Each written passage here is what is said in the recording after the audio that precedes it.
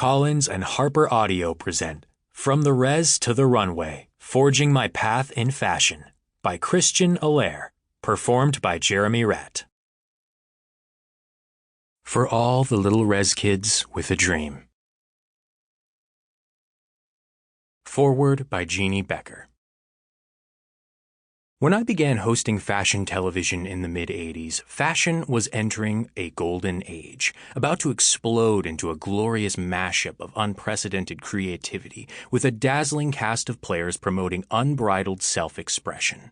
Designers were becoming the new rock stars, and the models were their muses, resulting in some sensational sartorial imagery that set new standards for the shape of things to come.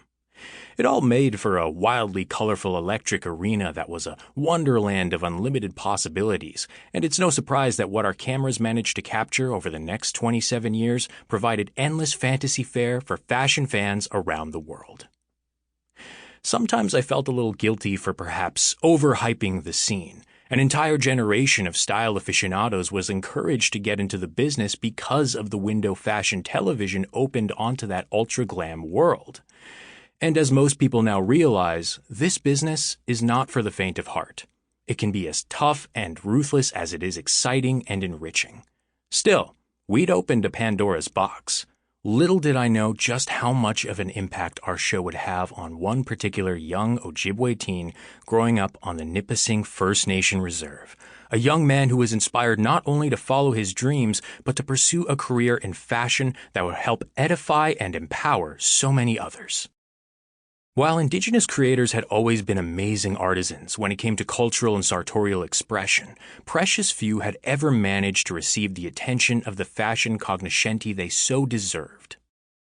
The masterful work of Indigenous designers was a buried treasure waiting to be unearthed, and Christian Allaire was eager to expose it.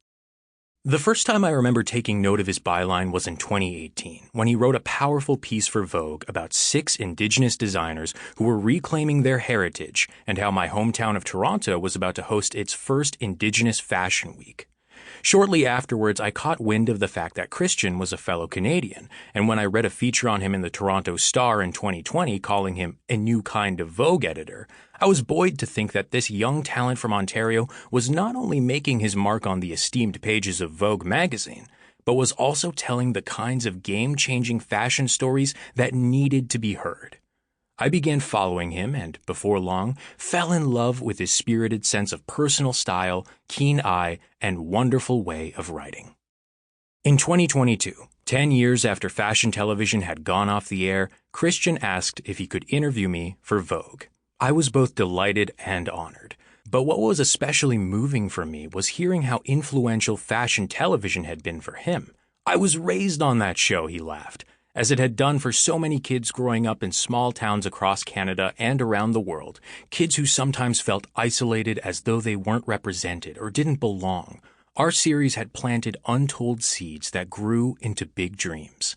And since Christian was not merely a dreamer but a doer, he made up his mind that he was going to somehow make his big fashion dreams come true. I came away from my interview with Christian feeling incredibly inspired. Here was the next generation, the hope for fashion's future, adamant about telling stories and giving rising new talents a voice. The torch had been passed, and Christian was carrying it with incomparable aplomb. Mod Come Good. The beginning. The steady beat of the powwow drum, a hypnotic sound that always reminds me of home, slowly crescendos as the models begin to walk. The lights go up, people in their seats hush up and sit up straight.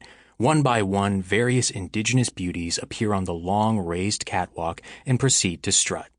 Shutters click at rapid-fire speeds at the end of the runway, where the photographer's pit is capturing every ensemble, a chaotic sound that only adds to the growing excitement of the room. It's 2019, and it's the Santa Fe Indian Market down in New Mexico. At the annual market, Indigenous artists from across North America take over the downtown plaza in Santa Fe to set up booths and sell their work, whether that be pottery, jewelry, textile, or clothing. For many of the artists, a significant portion of their yearly income is made here. The annual Indigenous Fashion Show is also a standout event at the market. Sample complete. Ready to continue?